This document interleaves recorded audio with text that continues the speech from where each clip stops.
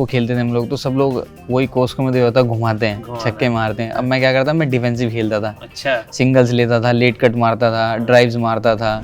इनमें तो वो रूल भी रहता है ना कि भाई सिंगल विकेट बैटिंग भी आ जाएगी, बस डबल भागना पड़ेगा। हाँ, वो लास्ट में रहता है। वो अगर 11 प्लेयर से कम खेलते हैं कोस्को में तब रहता है। उसके बाद फिर जो कुछ सीनियर होते थे, वो कोई देखता था उनके साथ खेलता था, वो कहते थे कि तू स्टेडियम ज्वाइन कर ले, तू ठीक खेलता है और लेदर से खेला कर। और सहारनपुर का क्या है मशहूर खाना? सहारनपुर की तो भैया जो है, एक तो वो है रसमलाई है, पलंग तोड़ है, बहुत फेमस है। पलंग तोड़ क्या है?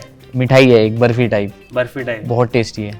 ये तो मैं सुना नहीं इसके बारे में। बहुत फेमस है भैया।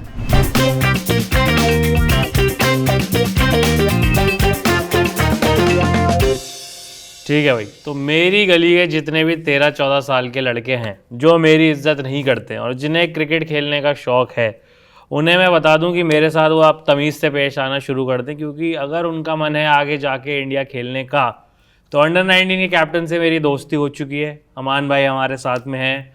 मेरी इज्जत करो, पूरी पूरी तमीज़ से पेश आओ। हो सकता है मैं तुम्हारी कुछ हेल्प कर दूं, तुम्हें आगे बढ़वा दूं, कहीं क्रिकेट खिलवा दूं, ठीक है? अमान भाई, सबसे पहले तो बधाई हो आपको, आप अंडर 19 के कैप्टन बन गए इंडिया के। Thank you. कैसा लग रहा है? कुछ बदल गया है लाइफ में या वही नॉर्मल चल रही है? नहीं भैया, बहुत कुछ बदल गया है। अभी जैसे last year 19 India world cup stand by में था, उसके बाद फिर अब कैप्टन, एज अ कैप्टन नाम आया, तो अब और ज़्यादा अच्छा हो गया है। तो आपने बात की अपने प्लेयर से जो जो जा रहे हैं? हाँ, कुछ लड़कों से हुई, क्योंकि जानने वाले थे, उनसे बात हुई है।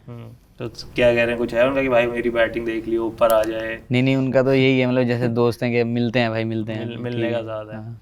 आप शुरू से पहले बताओ, आपने खेलना कैसे शुरू किया? गली में, ग्राउंड पे कब जाना शुरू किया, वो सब क्या है? मैंने भैया 2011 में जब वर्ल्ड कप था ना, तो उसका सेमीफाइनल जब इंडिया जीती थी पाकिस्तान से, मैं वो मैच नहीं देखा था। हमारे सामने जो पड़ोसी हैं, वो टीवी पे सब मैच देखते थे। तो जब इंडिया जीती, तो उनके यहाँ पे ढोल वोल बज रहा था। तो फिर मैंने उनसे पूछा, अंकल क्या हो गया? तो बोलते कि ऐसे था, इंडिया का मैच था, पाकिस्तान से जीत गई, वर्ल्ड कप के फाइनल में चली गई। मैंने ठीक है, अब फाइनल मैंने पूरा उनके घर पे देखा था। अच्छा। फिर वहाँ से मेरा इंटरेस्ट बढ़ा। अब फिर इंडिया जीत गई वो, हाँ। तो और ज़्यादा दिलचस्पी होगी थोड़ी। उसके बाद फिर जो कुछ सीनियर होते थे, वो कोई देखता था उनके साथ खेलता था, वो कहते थे कि तू स्टेडियम ज्वाइन कर ले, तू ठीक खेलता है और लेदर से खेला कर। मैंने ठीक है, तो मैंने स्टेडियम ज्वाइन किया था फिर अपने कुछ दोस्तों के साथ 2014 में।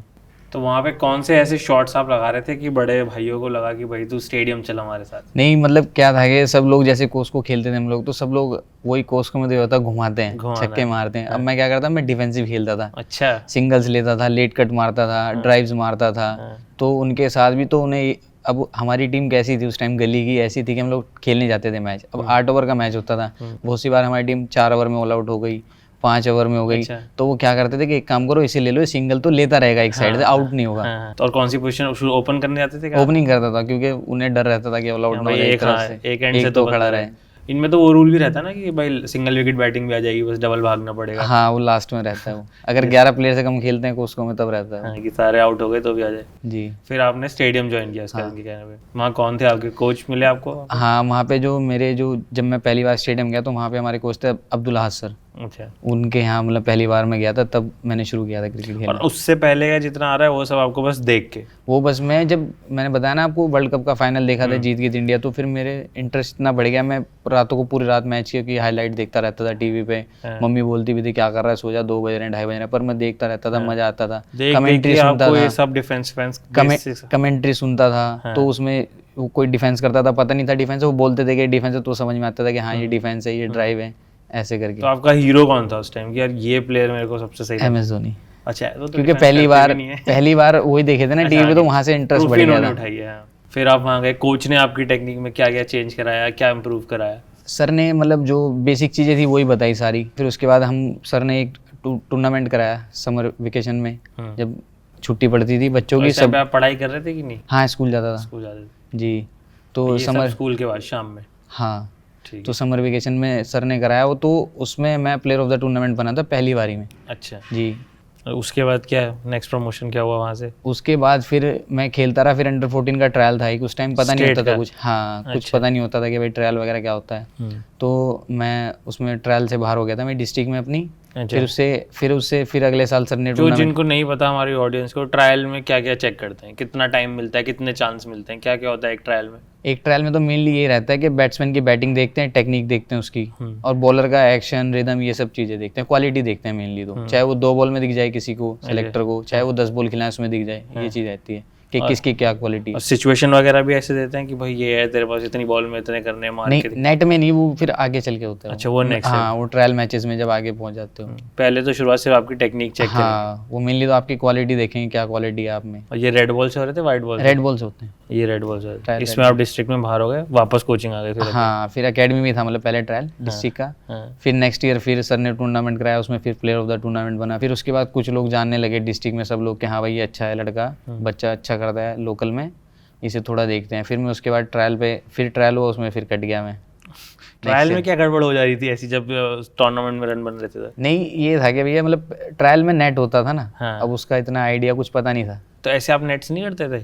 नहीं करते थे, हाँ। पर उस टाइम इतना कुछ पता नहीं था कि भाई, प्रेशर भी कि भाई उस टाइम ये नहीं पता होता था कि यूपीसी क्या है। अच्छा। ये सब चीजें कुछ नहीं पता थी, बस ये था कि हाँ फॉर्म भर दिया, ट्रायल देना है, बस अच्छा, हो गया, ठीक है, नहीं हुआ कोई बात नहीं, अभी हाँ फिर ट्राई करेंगे। हाँ। अच्छा, तो उसमें आप रह जा रहे थे बार हाँ। बार, फिर वापस गए कोचिंग, फिर वापस वही सेम शेड्यूल चला? हाँ, फिर नेक्स्ट ईयर फिर अंडर 14 का ट्रायल दिया मैंने। अच्छा। फिर उसके बाद फिर मेरा कानपुर ट्रायल पे नाम आया। अच्छा, इस बार आप बाहर, अच्छा मतलब एक डिस्ट्रिक्ट वाला निकल गया, अब हाँ, स्टेट फिर का trial। कानपुर का, हाँ। फिर वहाँ पे ट्रायल हुआ, फिर वहाँ पे ट्रायल मैचेस हुए, उनमें मैंने अच्छा किया। फिर टीम कैंप में नाम आया, उसमें अच्छा किया। फिर अंडर 14 खेला था मैं फर्स्ट साल, अच्छा, 2016-17 में। 16-17 आप स्टेट के लिए खेल गए? हाँ। वहाँ पे उसके बाद आगे बढ़, वहाँ कौन कोचेस मिले आपको? वहाँ मेरे जो सबसे पहले कोच सर थे वो थे आमिर सर, अच्छा। आमिर खान है कानपुर के, और जो मैनेजर थे वो भी हमारे नोएडा टीम के मैनेजर सतीश जायसवाल सर, अच्छा, वो थे। हम लोग विनर हुए थे उसमें, और वहाँ पे डेब्यू में मैंने 89 रन बनाए थे अंडर 14 के। ये क्या था, इंटर स्टेट या फिर आपस में? नहीं, स्टेट, इंटर स्टेट था ये। अच्छा अच्छा, आपस में, तो वहाँ पे आप फिर जीत गए हाँ। tournament। उसका नेक्स्ट स्टेज क्या है? उसके बाद फिर नेक्स्ट ईयर फिर मैं 16 का ट्रायल दिया, उसमें मेरा नाम नहीं आया। फिर अंडर 14 खेला मैं उसी ईयर, जैसे 16 से बाहर हुआ ट्रायल देके, तो अंडर 14 खेला उस साल। फिर उस साल मैंने 350 समथिंग रन बनाए थे, सेकंड हाईएस्ट रन स्कोर था मैं टीम से अपनी। फिर हम लोग वो भी विनर हुए थे, मेरठ में था वो। टफ कंपटीशन तो है ही ना क्रिकेट? क्रिकेट में तो बहुत है, इंडिया में और स्पेशली यूपी में तो बहुत टफ हो जाता है। यूपी इतना बड़ा स्टेट है, कितने 15-20 लड़के खेलते होंगे हर साल। तो फिर माइंड में यही मेकअप करना पड़ता है अपना माइंड ऐसे ही कि इतनी ही मेहनत करनी पड़ेगी, उससे ज़्यादा कि मतलब एवरेज से काम नहीं चलेगा। हाँ। अगर नहीं भी हुआ ठीक है, हो सकता है टाइम नहीं था या उस तरह की मेहनत नहीं थी, फिर अगली बार उससे ज़्यादा मेहनत की और हर बार रिजल्ट अच्छा आया। और आपका ऐसे इन जनरल एक जब सीज़न नहीं चल रहा है तब रूटीन क्या है एक जूनियर प्लेयर का, जो मतलब अभी ट्राई कर रहा है टीम में आने का और ये सब कर रहा है, तो उस प्लेयर का रूटीन क्या रहता है? उस प्लेयर का तो भैया हम लोगों का तो ये रूटीन था, हम लोग तो जैसे स्कूल नहीं है हाँ। तो सुबह चले गए ग्राउंड और स्कूल शाम को आपने 12th तक किया फिर? हाँ। फिर आगे कंटिन्यू नहीं, अभी 12th है। अच्छा, अभी है 12th, अभी हाँ। चल रही है। तो कभी बुक्स वुक्स ली हैं या तभी देखा जाएगा एग्जाम के टाइम पे? नहीं, वो तो एग्जाम के टाइम। अभी बुक्स का भी कोई पता नहीं है। कौन सी स्ट्रीम ली है? मेरी आर्ट। अच्छा, आर्ट ली। सब्जेक्ट पता है क्या क्या है? नहीं, कोई कुछ आइडिया नहीं? सर ही बताएंगे फोन करके। अच्छा, कि भाई ये पेपर है तेरे, हाँ, ये देने पड़ेंगे। तो जैसे आपका कौन सा बोर्ड है, सीबीएसई यूपी? अब तो ओपन बोर्ड है। अच्छा, ओपन बोर्ड, NIOS। NIOS है, लेकिन उसमें मतलब कोई छूट थोड़ी मिलेगी कि ये खिलाड़ी है तो वही 10 नंबर कम भी आएंगे तो चलेगा? नहीं, ऐसा नहीं है, पर उसमें यह आर्ट साइड है तो थोड़ा इजी हो जाएगा सर। तो सब्जेक्ट का कोई आइडिया नहीं है क्या? नहीं, वो 11th पता में क्या थे पता है? नहीं, कोई आइडिया नहीं? बस पेपर देने गया हूँ, 10th के भी ऐसे ही दिए। अच्छा, इतना बस सिर्फ जाओ एग्जाम में लिखाओ हाँ। जो पूछा है, उसके अलावा कोई ज़्यादा मतलब नहीं। ठीक है। हाँ, तो क्या रूटीन रहता है? स्कूल तो है नहीं, फिर क्या स्कूल नहीं करते है तो भैया पूरे दिन हम लोग तो, जो हमारा बैच था, हम तो प्रैक्टिस जाते थे सुबह, पूरे दिन ग्राउंड पे रहना, शाम को सुबह की प्रैक्टिस की, फिर ग्राउंड पे सुबह कौन सी प्रैक्टिस होती है? ड्रिल्स होती हैं या नेट्स होती है? नहीं, क्या पहले तो कंडीशनिंग होती थी, अच्छा। रनिंग वगैरह कर ली, उसके बाद स्ट्रेंथनिंग कर ली थोड़ी सी, फिर उसके बाद अपनी बैटिंग थोड़ा रेस्ट करके, कुछ खा वा के, उसके बाद Nets थोड़ी में? हाँ बैटिंग प्रैक्टिस कर ली। उसके बाद 11 साढ़े 11 के आसपास हम लोग आराम करते थे पेड़ों की छाया में बैठ के, हाँ, स्टेडियम धूप है, में। कोई पॉइंट नहीं हाँ, खेल के। तो आराम करते थे, 1-2 बज जाते थे। उसके बाद फिर खाना खाते थे, फिर अपनी प्रैक्टिस करते थे, 3:30-4 बजे से सर आ जाते थे, फिर शाम तक प्रैक्टिस करके 6-6:30 बजे फिर घर जाते थे। बट अभी जैसे आप कह रहे थे शुरुआत में तो आपने टेक्निकल था आपका गेम बहुत ज़्यादा, बट अब जैसे आप इतना वाइड बॉल क्रिकेट भी खेल रहे हो, ये T20 टूर्नामेंट खेल रहे हो, सैयद मुश्ताक खेलोगे आगे, तो उसके लिए आपने कुछ चेंजेस किए अपने गेम में? कुछ ऐसे शॉट्स आप लेके आए नए जो तेज़ रन बनाने के लिए ज़रूरी हैं? हाँ भैया, मतलब अब इस चीज़ पे थोड़ा काम कर रहा हूँ, जैसे वाइट बॉल क्रिकेट में थोड़ा रन भी बनाने पड़ते हैं, और तेज़ बनाने पड़ते हैं। हाँ, तो उसके लिए मेनली यही सोच रहा हूँ, मतलब अपने आप को बॉडी में स्ट्रेंथ पे काम करूँ और दूसरा अपना गेम ना छोड़ूं, क्योंकि इन चीज़ों में बहुत सी बार क्या होता है, इंसान पावर के चक्कर में आके अपनी टेक्निक छोड़ के वो दोनों जगह डिस्टर्ब हो जाता है फिर। तो मेरा यही रहेगा कि अपनी टेक्निक पे स्ट्रेंथ के साथ वर्क करूं, क्योंकि T20 cricket, one day cricket Virat Kohli को खेलते हुए देखते हैं हम, उससे बेस्ट एग्जाम्पल कुछ नहीं हो सकता कि आप कुछ अलग नहीं लगता है सेम टेक्निक से। हाँ, कि आप टेक्निक से आपका माइंड अच्छा हो, आप कैसे भी रन बना सकते हो। तो आपने अभी तक अपनी जर्नी शेयर की जहाँ पे आपका यूपी उसमें नाम आ गया जी। उसके बाद अंडर 19 तक कैसे पहुंचे आप? मैं भैया उसके फिर अंडर 16 खेला, फिर उस साल मेरा परफॉर्मेंस अच्छा नहीं रहा अंडर 16 में। उस साल मैंने 4 मैच में कुछ 29 समथिंग रन थे। अच्छा। तो मैं घर आ गया वापस, मतलब ऐसा लगा कि छोड़ देना चाहिए, होगा नहीं ये वो। पर उसके बाद फिर इन सब चीज़ों से निकल के मैं प्रैक्टिस पे गया, फिर अपना वही मेहनत करी, फिर अगले साल फिर अंडर 16 में नाम आया। उस साल रन बनाए, उस साल ZCA के लिए नाम भी आ गया था। ZCA क्या है? NCA होता है ना, हाँ। उसका वो लगता है कैंप एक, अच्छा। नेशनल क्रिकेट एकेडमी का। तो उसमें उन्हीं का लगता है जो लोग ये स्टेट वगैरह में अच्छा करते हैं। पूरे इंडिया से उसमें 35 समथिंग बच्चे होते हैं उसमें। तो वहाँ पे कौन थे तब NCA में? तो ये लक्ष्मण वगैरह इनसे? नहीं, ये कैंप में नाम आया था हम लोगों का, लेकिन क्या हुआ, कोविड की वजह से पोस्टपोन हो गया। अच्छा, कैंप पोस्टपोन हो गया। हाँ, कॉल आ गई थी, कुछ सब कुछ हो गया था, UPCA में भी बताया था कब जाना है। उसके बाद फिर ये पोस्टपोन हो गया था। तो उसके बाद अंडर 19 आप कैसे पहुंचे? ये बाहर हो गए आप उसके बाद? मैं भैया फिर कोविड की वजह से वो पोस्टपोन हो गया उस साल। तो उसके बाद फिर कोविड में फिर तो मम्मी की डेथ हो गई। उसके बाद फिर और दिक्कत हो गई, पापा का तो काम छूटा हुआ ही था 2018-19 से।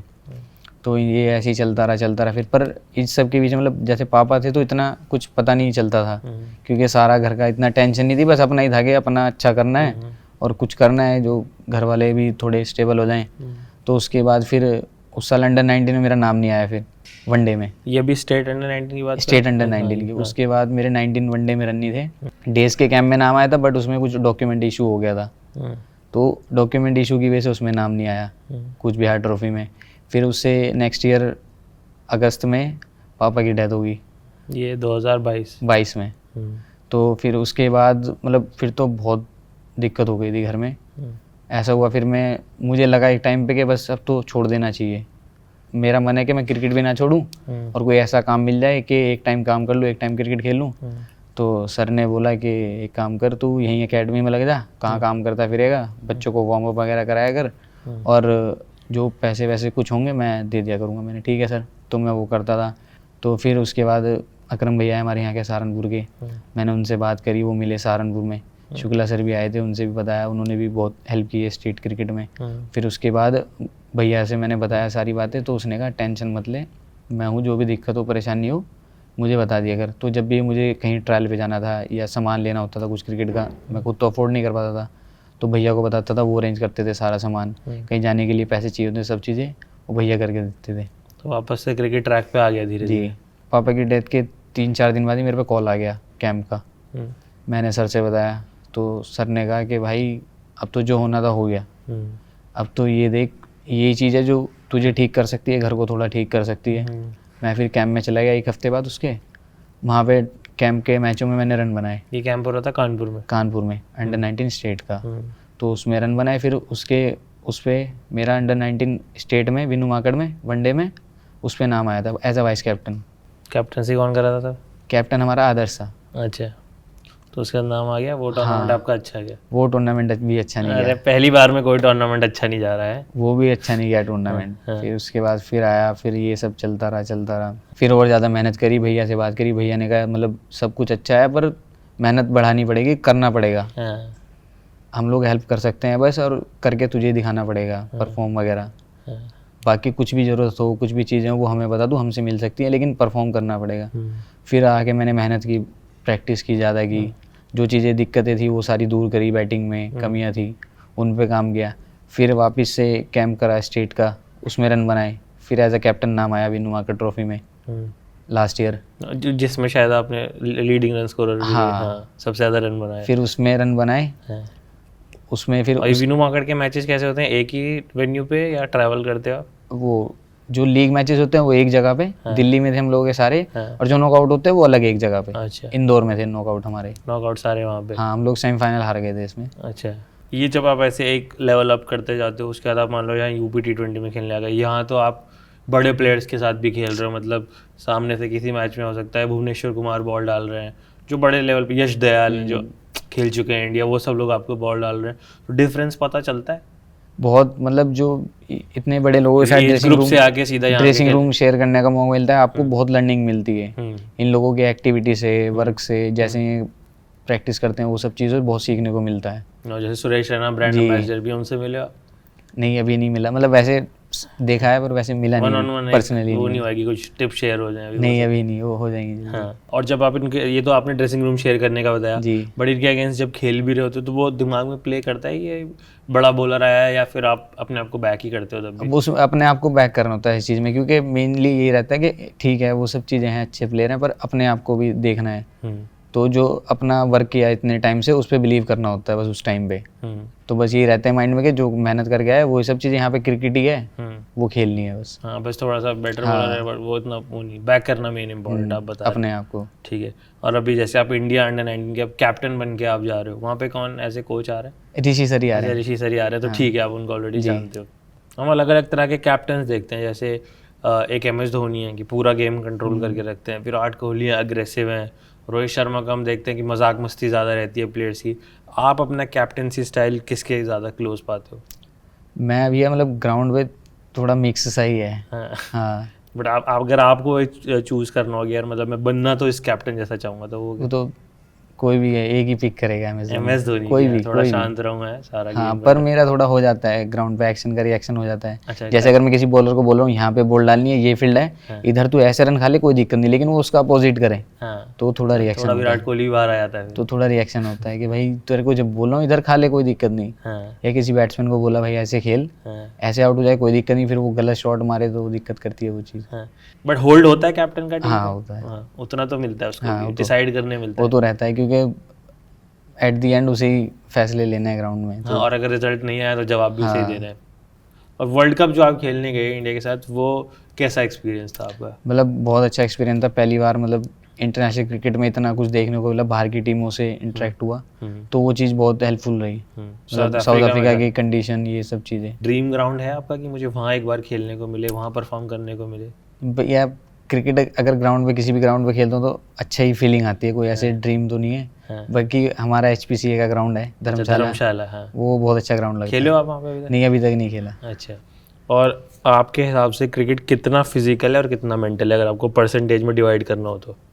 मतलब जैसे हम लोग अंडर 14-16 वगैरह खेलते थे तो तब तो इतना पता नहीं था, पर अब जैसे 19 वगैरह खेला हूँ, 19 इंडिया खेला हूँ, तो और काफ़ी सीनियर लोगों के साथ रहा हूँ, तो अब ये चीज़ समझ में आती है कि मेंटली ज़्यादा गेम है। हाँ, मेंटली बहुत ज़्यादा है, क्योंकि मेंटली ये चीज़ है कि आप परफॉर्म डेली नहीं करोगे, आप हर सीरीज़ में रन नहीं बनाओगे, लेकिन जब आप नहीं बनाओगे उसमें आपको, आप फिटनेस कितनी कर लो, कुछ भी कर लो, बैक अपने आप को आपको अपने आप से ही करना पड़ेगा, अपने माइंड से बात करनी पड़ेगी, वो आपको बैक करेगा, आप कैसा सोच रहे हो उस टाइम पे, क्योंकि नॉर्मल सी बात है कोई भी उस टाइम पे नेगेटिव ही सोचेगा अपने बारे में भी, और नेगेटिव सारी चीज़ उसको सुनने को मिल ही रही है उस टाइम पे, तो उस टाइम पे सारा मेंटली गेम रहता है कि आप कैसे अपने आप को बैक कर रहे हो, कैसे अपने आप को आप देख रहे हो, कितना नेगेटिव कितना पॉजिटिव सोचते हो उस टाइम पे।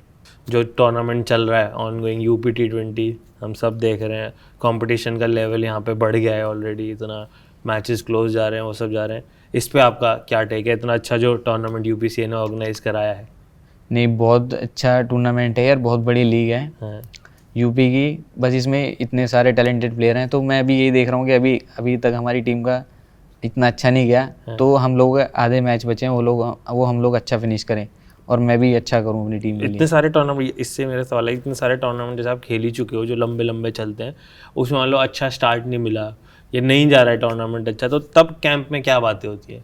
तब यही होती है, मतलब जैसे मैं 19 इंडिया में गया हूँ तो वहाँ पे ऐसा भी होता था, हम लोग मैच हारे हैं काफ़ी बार, तो जो जितने बड़े प्लेयर होते थे टीम के साथ या जितने खेले हुए, वो उस टाइम पे जो पॉजिटिव हो सकता है वो करने की और रखने की टीम को कोशिश करते हैं, क्योंकि उस टाइम पे आपको पता है कि नेगेटिव तो हो ही रहा है, सब हार गए वो भी गलत है, और सबके दिमाग में आ रहा है कि परफॉर्म नहीं हुआ और उससे हार गए, तो उस टाइम पे जो टीम का स्टाफ होता है या जितने भी सीनियर लोग होते हैं वो टीम को बहुत पॉजिटिव रखने की कोशिश करते हैं कि ठीक है हार गए कोई बात नहीं, लेकिन क्यों हारे हैं वो एनालाइज करना है, क्या हम इम्प्रूव कर सकते हैं, क्या हमने गलतियाँ की हैं, वो चीज़ें एनालाइज होती हैं वहाँ पे। ड्रीम स्टेडियम बताया आपने, कोई ड्रीम बॉलर भी आपका कि इसको एक बार खेलना है और एक लगा दूं कुछ बढ़िया सा शॉट इसकी नहीं बॉलिंग? ऐसा कुछ नहीं कि बढ़िया शॉट लगा दूं, बाकी कुछ बॉलर हैं जो बहुत कौन वर्ल्ड से क्लास बॉलर हैं। आपको लगते हैं कि हाँ वर्ल्ड क्लास बॉलर हैं? डेल स्टेन रहे हैं। चलो तो हो गए रिटायर, हो तो नेट्स में मिलेंगे अगर कभी मिले तो। हाँ वो तो वैसे बात वगैरह के लिए। हाँ, और कौन अभी खेलने वाले बॉलर्स में आपको कौन लग रहा है? बाकी अभी तो भैया मतलब बहुत अच्छे अच्छे बॉलर हैं ऐसे, ये तो पता नहीं कब फेस कर पाऊंगा, जैसे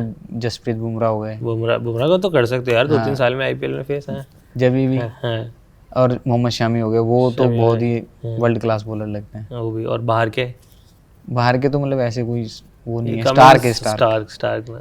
स्टार्क लगता है क्योंकि एक तो लेफ्ट आर्म है, ऊपर से हाँ, जैसे एग्रेशन है बॉल डालने का। उससे पहले मिचेल हाइट भी, जॉनसन बॉल थे, भी यहाँ से आएगी उसकी तो। उससे पहले मिचेल जॉनसन थे वो। अच्छा, और आप जिससे देखते हो जो बड़े सक्सेसफुल प्लेयर्स हैं वो डाइट का और इस सब का भी बहुत रोल बताते हैं, फिटनेस का भी, तो आपने भी इसको सीरियसली लेना शुरू किया है? नहीं डाइट का तो ये है भैया, मतलब खाना तो मैं नॉर्मली भी वैसे ठीक ही खाना खाता हूँ, कुछ ज़्यादा ऐसे नहीं। पर ये है कि अभी कुछ टाइम पहले मैंने मीठा खाना छोड़ा था, अच्छा, तो अब ये है कि मुझे मीठा अच्छा नहीं लगता।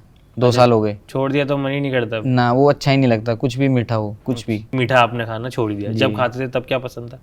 तब तो भैया जो गुलाब जामुन बहुत खाया, हाँ। रसमलाई हो गई, बस ये। और सहारनपुर का क्या है मशहूर खाना? सहारनपुर के तो भैया जो हैं, एक तो वो है रसमलाई है, पलंग तोड़ है, बहुत फेमस है। पलंग तोड़ क्या है? मिठाई है एक बर्फी टाइप, बर्फी टाइप? बहुत टेस्टी है, ये तो मैं सुना नहीं इसके बारे में। बहुत फेमस है भैया। चलो सही है, बहुत मज़ा आया हमें आपसे बात करके। All the best thank you. इस सीरीज़ के लिए भी, और जो आपका आगे इंडिया वाला असाइनमेंट आ रहा है उसके लिए भी। Thank you. We are all very proud of you, आप ऐसे ही अच्छा करते रहो। Thank you so much. Thank you भैया।